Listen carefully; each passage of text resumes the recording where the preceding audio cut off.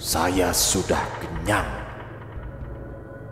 Sosok itu sudah memakan adik bayi, dalam tanda kutip nih memakan. Orang yang memakannya adalah orang yang sedihnya sangat tidak wajar di saat kematian adik bayi.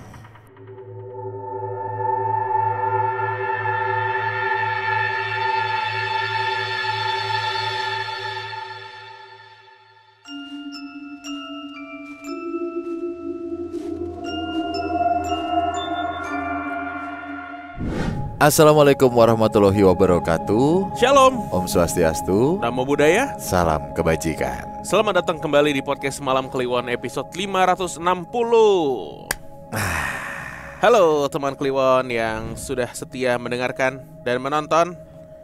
Kita masih dalam edisi yang sama ya, 10 menit aja episode kali ini ya teman Kliwon ya. karena kami dalam kondisi yang ini berak-berak. Kagak. Saat pagi siang sore teman Kliwon, sehat selalu ya. Ya, kemarin gara-gara lu pakai sweater ini, pakai hoodie ini, ada yang nanya, Apa? Bang, podcast Malam Kliwon nggak ngerilis merchandise lagi karena dia pengen hoodie yang ini. Oh. Jadi hoodie yang ini tuh udah nggak rilis lagi ya, karena kita waktu itu bikinnya PO, PO. ya kan, merayakan ulang tahun PMK keempat. Iya. Makanya ini belakangnya tulisannya tuh ada angka 4-nya dan emang pakai anduk gitu ya bahannya ya. Enak Bahannya towel, enak banget ini, asli. hangat sekali. Bahannya bung. Kita bakal ngerilis merchandise lagi di akhir tahun kayaknya ya. Iya. Jadi siap-siap aja teman Kliwon yang nungguin merch baru dari PMK. Alright. Oke, kita mau baca cerita. Dari mana bro yang pertama bro? Dari tadi itu udah kita coba share. Oh, salah, bukan dari tadi, Deng. Dari kemarinan. Episode sebelumnya kan masih pakai baju ini juga ya. Nah, sekarang saya mau membacakan yang judulnya ini aja deh. Menarik nih, saya sudah kenyang. Halo, salam kenal semuanya. Namaku Osin. Ini nama samaran ya. Aku sering mendengar podcast Malam Kliwon di saat aku mandi di malam hari. Ada lagi nih. Orang mah pas kerja menjahit, menyetrika. Ya, coba absen teman Kliwon yang lagi mandi dengerin PMK deh. Ini di cut terus dimasukin untuk reels. Ada nggak yang dengerin PMK sambil mandi? Iya, kalau bisa videonya ya. Dari belakang aja gak apa-apa kok. Malah lebih enak kita memperhatikan Vintut. Sekali-kali kita bikin UGC yang keren lah. Kita menseleksi Vintut karena aku merasa lebih nyaman mendengar dalam keadaan hening. Dalam keadaan telanjang. Kan nggak hening ya. Mandi kan gebiar-gebiur. Kalau nggak gebiar-gebiur ngucur gitu. Oh, berendam kali ya. Surabaya Cil. Ini gak ada siapa-siapa, nanti ceritain Danu Cil, surprise gue Cil. Oke. Ini pertama kalinya aku mengirim cerita. Dan maaf sebelumnya kalau ceritanya gak serem atau penggunaan kalimat yang berantakan. Aku akan menceritakan kejadian yang menurutku horor sekaligus jahat. Tapi sebelumnya untuk nama, tempat, dan waktu aku samarkan karena hal ini berkaitan dengan keluarga dekatku. Kejadian ini terjadi saat aku kelas 3 SMP, jadi sekitar tahun 2014 atau 2015 lah tepatnya. Hari itu 15 April, rumah kami kedatangan omku dari kampung.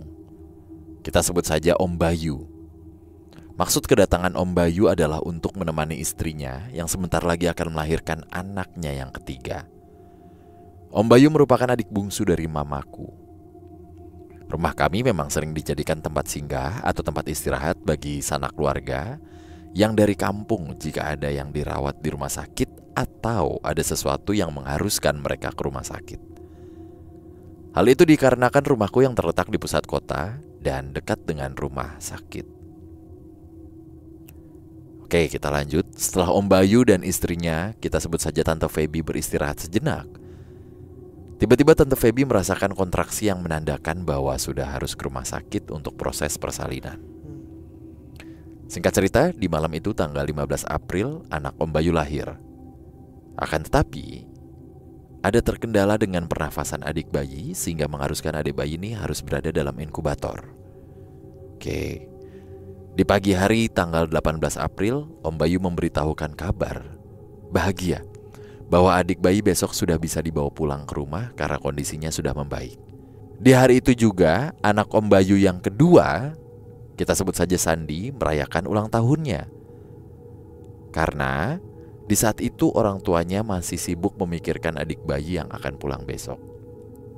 Oleh sebab itu, mamaku yang mengurus acara ulang tahunnya. Malam itu kami merayakan ulang tahun Sandi dengan gembira.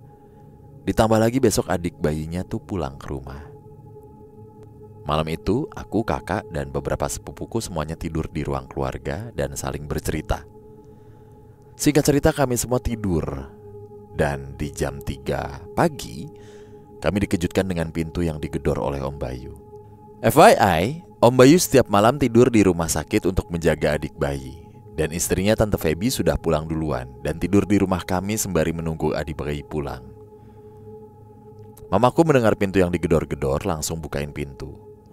Kami semua yang tidur di ruang tamu terkejut dan saling bertukar pandang. Dan gak ada yang berani membukakan pintu. Di saat mamaku membukakan pintu, tiba-tiba Om Bayu masuk dengan sempoyongan dan menangis. Dia mengatakan bahwa adik bayi sudah meninggal. Tante Feby yang mendengar dari dalam kamar berteriak dan menangis. Kami semua yang ada di situ menangis karena merasa gak percaya. Besoknya kami mengantar jenazah adik bayi ke kampung halaman Tante Feby. Karena memang adat di daerah kami seperti itu. Jenazah harus dibawa ke kampung halaman istri atau mama lah. Dalam perjalanan, kakak saya menceritakan mimpinya tadi malam kepada saya. Dia mengatakan bahwa tadi malam dia bermimpi ditindih oleh sosok yang berusaha menikam dia menggunakan sebuah pensil. Dan dia sangat terkejut karena melihat bahwa sosok itu adalah Sandi, anak dari Om Bayu. Akan tetapi, mata Sandi sangat merah seperti warna api. Karena gak bisa menahan kekuatan dari sosok tersebut, kakakku akhirnya tertikam oleh sosok itu. Dia berteriak dan memanggil kami di sekitar dia. Akan tetapi kami semua seperti tertidur pulas dan tidak mendengar dia berteriak. Tiba-tiba kakakku tersadar dan terkejut mendengar suara pintu yang digedor oleh Om Bayu. Kakakku melihat Sandi, akan tetapi Sandi masih tertidur pulas di sampingku. FYI, Sandi masih berumur 2 tahun. Oh, masih kecil bro. Singkat cerita, kami sampai di kampung halaman Tante Feby. Di sana kami disambut dengan isak tangis dari keluarga Tante Feby. Kami mengantarkan adik bayi untuk disemayamkan. Hal yang membuat kami kaget adalah tempat persemayaman adik bayi di tengah hutan yang jauh dari pemukiman warga. Dan kubur di situ tidak ada kubur lain selain kubur adik bayi. Wah. Setelah selesai penguburan, mama dari Tante Feby masih menangis dan berteriak agar adik bayi jangan dikuburkan. Karena dia sangat merasa kehilangan adik bayi. Mama dari Tante Feby menangis sampai berguling-guling di lantai dekat dengan tempat tidur yang tadi digunakan untuk meletakkan adik bayi. Aku dan sepupuku saling memandang dan merasa bahwa mama dari Tante Feby terlalu berlarut-larut nih sedihnya. Sebaiknya diikhlaskan adik bayi agar adik bayi tenang dan damai. Singkat cerita, kami keluarga dari pihak laki-laki kembali pulang. Akan tetapi, kami tidak pulang ke rumah masing-masing, melainkan kami semua berkumpul di rumah kakek, bapak dari mama. Kita sebut saja Opa Jedo. Di situ Opa Jedo, ya mudah-mudahan Jedo lah ya, karena nama samaran juga ya. Di situ Opa Jedo menjelaskan apa saja yang akan dibawa untuk malam ketiga adik bayi. Di saat Opa Jedo sedang menjelaskan, tiba-tiba Tante Alda, yaitu adik dari mamaku, jatuh pingsan. Semua kaget dan suami Tante Alda hendak mengangkat tubuh Tante Alda, akan tetapi tidak bisa karena katanya tubuh Tante Alda sangat berat dan gak bisa diangkat. Suami dari Tante Alda lalu meminta bantuan om-om yang lain termasuk bapakku untuk mengangkat Tante Alda. Akan tetapi masih gak bisa diangkat. Opa Jedo merasa jika hal ini sudah tidak wajar lagi dan mengajak kami semua untuk berdoa. Setelah berdoa, para bapak-bapak mencoba mengangkat lagi dan akhirnya bisa diangkat walaupun masih lumayan berat. Tante Alda diletakkan di tempat tidur Opa Jedo. Tiba-tiba Tante Alda tertawa cekikikan dan semakin besar. Semakin besar tertawanya sampai terbahak-bahak. Kami semua kebingungan. Sementara Opa Jedo tahu kalau Tante Alda dirasuki oleh sosok jahat. Setelah itu Opa Jedo menyuruh mamaku, Tante Desi, Om Andri, dan Tante Ira untuk menekan jempol, tangan, dan kaki milik Tante Alda. Tante Alda lalu melihat kami semua dan dia berkata menggunakan bahasa daerah kami yang berarti, "Saya sudah kenyang." Sosok itu sudah memakan adik bayi, dalam tanda kutip nih memakan. Orang yang memakannya adalah orang yang sedihnya sangat tidak wajar di saat kematian adik bayi. Sekian cerita dari saya, dan jangan lupa kalian bercerita sambil mengangkat kaki, karena mereka yang memegang ilmu hitam bisa tahu jika mereka sedang diceritakan. Makasih semuanya, sehat selalu. Bukannya ngomong dari awal. Iya. Ngomong kok di akhir. Apa kita sekarang handstand aja kalau cerita horor? Gimana coba, ayo. Begini. Gini deh. Begini susah banget ya. Gitu dah. Nah, Selamat pagi Mas Bimo. capek kan? Capek. Aduh. Gimana sih? Kalau mau himbauan di awal dong. Di akhir Kalau mah. di akhir namanya pengumuman. Penutupan. Ada. Tadi kalimat terakhirnya gimana? Yang memakan itu Adalah orang yang sedihnya orang tidak wajar. Yang sedihnya tidak wajar gitu ya. Berarti si nenek gitu ya. Iya. Susah. Lu ngapain sih? Mau begini gua. Kaki. Iya.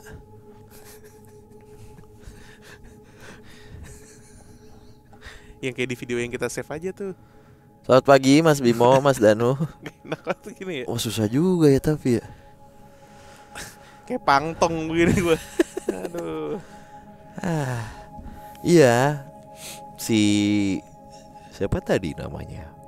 Ibunya si eyangnya berarti ini. Eyangnya berarti. Jadi peristiwa ini melibatkan keluarga besar tuh ya, yang ngeliat, yang bantu nanganin, ya kan? Iya. Gue buka ini eyang-eyang keluar. Bisa aja Pak Ican nih langsung muncul eyang-eyang gitu. Masalahnya ini kan keluarga lagi sedih banget ya. Tiba-tiba ada satu tante yang kerasukan gitu. Saya sudah kenyang. Terima kasih tongsengnya. Masuk. Nah ini menarik juga nih. Biasanya ada dua. Yang biasanya kita lihat di film-film deh ya gitu, atau cerita orang. Kalau dalam satu keluarga atau satu kumpulan gitu, maksudnya ternyata pelakunya ada di circle lah gitu ya. Yang pertama dia tabiatnya aneh, atau yang kayak nggak biasanya orang lah gitu, atau bahkan tidak ada saat apa gitu, atau satu lagi penyesalan gitu. Dianya malah nyesel Iya, pelakunya. ya ini kan mungkin bisa ngangkat dulu kali ya.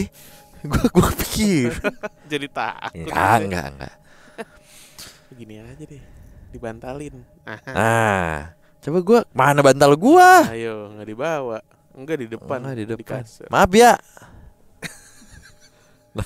Aneh banget begini. Cerita horor. Nah maksudnya begitu. Mending turun. Iya makanya. Bapak nggak mau naik? Nggak apa-apa. Udah Tenang santai. aja, santai. Abis itu ya dia menyesal gitu. Mm-mm. Jadinya ketahuan Iya. deh. Iya, biasanya ada yang pelakunya di situ atau seseorang yang gak hadir. Mm-mm. Ya kan mamanya tante siapa tadi nama itu? Ira, bener ya? Tante Alda yang Bukan, itu kesurupan. yang kesurupan. Jedo, apa Jedo ya. Tuh, mama dari Tante Feby. Eyangnya nih adek bayi. Iya, neneknya. Yang sedih. Aduh. Oke, terima kasih ceritanya kakak. Oke, kita lanjut. Lanjoet. Nah, ini lucu nih. Apaan sih? Selamat gini hari Mas Bimo, Mas Danu. Hai. Mantep nih. Jadi langsung merangkum semua. Selamat gini hari. Hai. Selamat gini amat nggak ada. Lucu juga nih ya kalau kita jadi opening di speakers gitu. Ya, selamat gini hari teman-teman.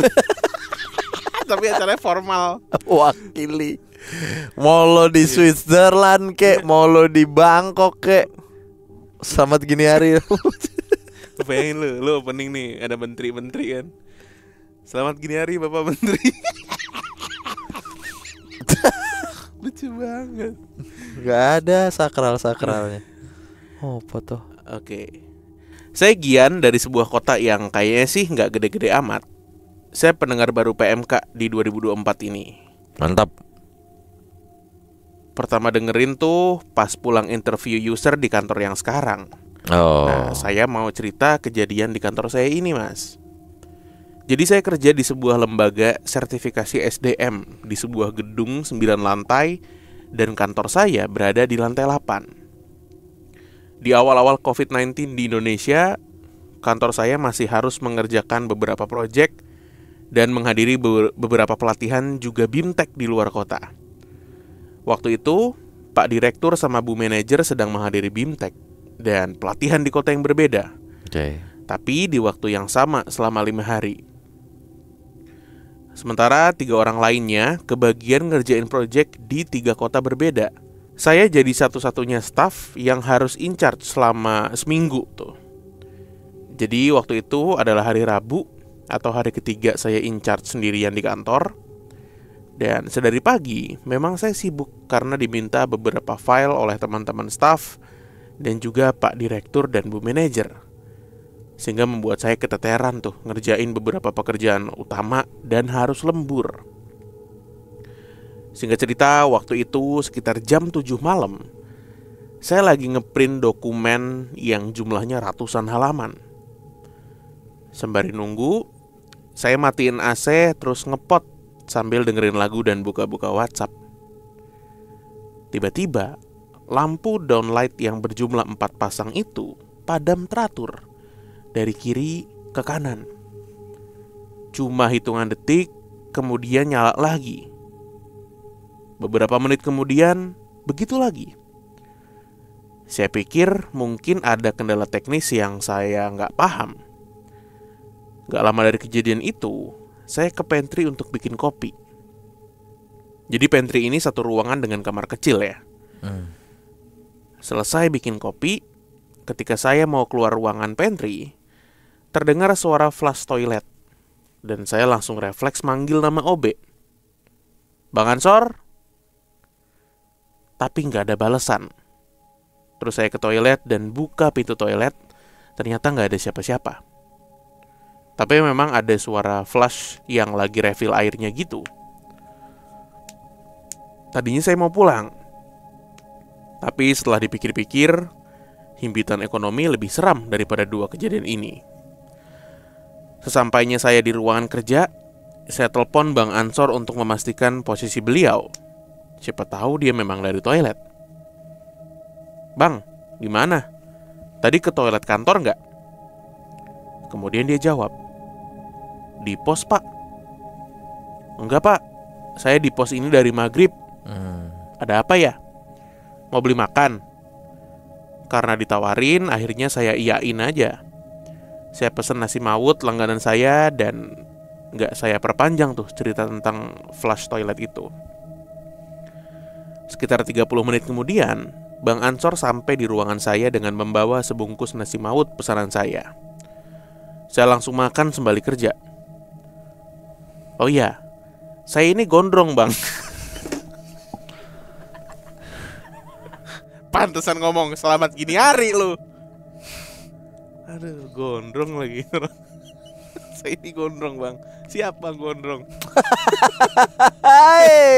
Saya alumni gondrong. Oh iya, saya ini gondrong, Bang. Rambut saya waktu kejadian ini sekitar 3 cm di bawah pundak.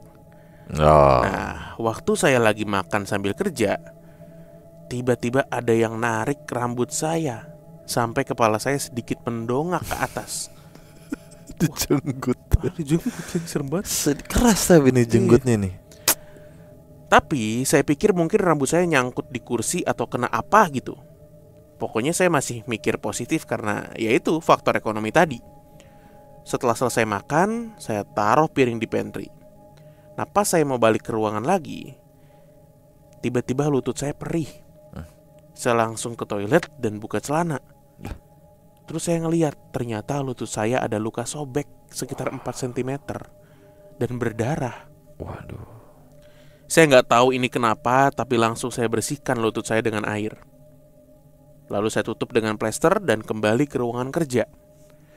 Sekitar jam 9 malam, setelah pekerjaan selesai, saya memutuskan untuk pulang. Perjalanan dari kantor ke rumah saya itu sekitar 40 menit pakai motor. Pas sampai di gerbang komplek, saya mampir dulu ke warung buat beli kopi sama cemilan.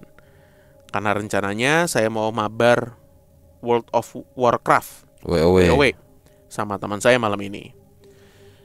Singkat cerita, setelah saya jajan, saya sampai di rumah, mandi, nyeduh kopi, terus nyalain PC buat main game. Nah, pas PC nyala, istri saya nyamperin. Katanya takut karena sore tadi Pak Utomo meninggal. Nah, Pak Utomo ini orang yang punya warung di dekat gerbang kompleks saya. Saya kaget karena jelas-jelas tadi saya jajan itu diladenin sama Pak Utomo. Dan beliau kelihatan biasa-biasa aja. Waduh. Senyum sumringah khas beliau, ramah, dan sempat bercanda. Ngopi terus ini, mau lembur sama istri apa gimana? Tapi gak saya ceritakan ke istri karena khawatir ditambah takut.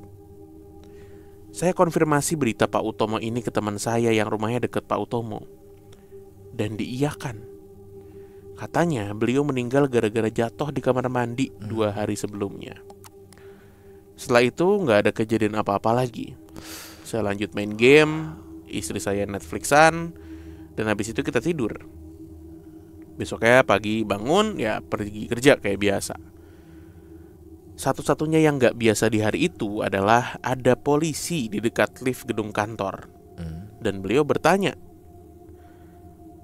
mau ke lantai berapa gitu. Saya jawab, lantai 8 pak. Terus saya disuruh dulu masuk ke ruangan di lobi dan ditanya-tanyain sama pak polisi. Ternyata semalam di lantai 7 ada orang yang gantung diri. Perkiraan pak polisi, almarhumah gantung diri antara pukul 7 sampai 8. Inilah alasan kenapa saya nggak sebut domisili di mana, karena pihak gedung minta untuk informasi ini nggak sampai keluar. Saya nggak tahu apakah kejadian bunuh diri ini ada hubungannya dengan satu-satunya kejadian mistis yang pernah saya alami ini atau enggak. Ya segitu dulu aja ya mas. Sukses dan sehat selalu Mas Bimo, Mas Danu, kru-kru PMK. Siap. Dan juga teman Kliwon yang sudah mengirimkan cerita. Siap. Kalian semua entertaining. Siap. Terima kasih buat podcast Malam Kliwon yang sudah menemani karir saya yang masih gini-gini aja. Saya ini gondrong mas. Lucu banget ya. Kenapa ya? Saya ini gondrong mas. Selamat gini hari. Oke, lucu banget itu. Oke ya. Sebuah pembukaan. Aduh. Sebuah pembukaan yang menjadi, aduh, selamat gini hari. Dia bilang begitu. Iya. Gini. Apaan tuh Jil? Oh, kaget. Tahu sih anjing. Gak asik bangsat. Gua kaget. Aduh. Iya, gedung mana nih ya bang? Ih, serem amat. Malamnya ternyata ada yang suicide di gedung itu. Jakarta bukan? Kayaknya gedungnya nggak tinggi-tinggi amat sih ya. 9, Kalau cuma Pak. 9 lantai mah nggak tinggi-tinggi banget lah ya. Kagak lah. Heeh. Waktu itu menara apa? Apa, Cil? Di Gatot Subroto lantai berapa, Cil? Radio. Heeh. Cuman ya ada 6 ya juga ya, 7 ya. Ya, Ya segitu-segituan, iya. Nggak kayak Burj Khalifa lah. Gila. Kantor ini deh, kantor Google tuh tinggi juga tuh. Yang di CBD. Asli, bener. Iya kan. Lumayan tuh. Satu-satunya gedung tertinggi di Aceh apa ya? Nggak tahu lagi. Ah, kan kemarin Bapak Oh makan itu di seberang. Bang. Heeh. Itu doang. Bang Gondrong. Saya gondrong mas. Oke lah. Ya. Terima kasih teman keluar yang sudah mendengarkan, yang sudah menonton dan sudah kirim cerita. Jangan lupa kita nanti ada PMK Uncensored ya di akhir bulan. Nabung-nabung. Pokoknya kita ketemu lagi di episode berikutnya. Dadah. Dadah.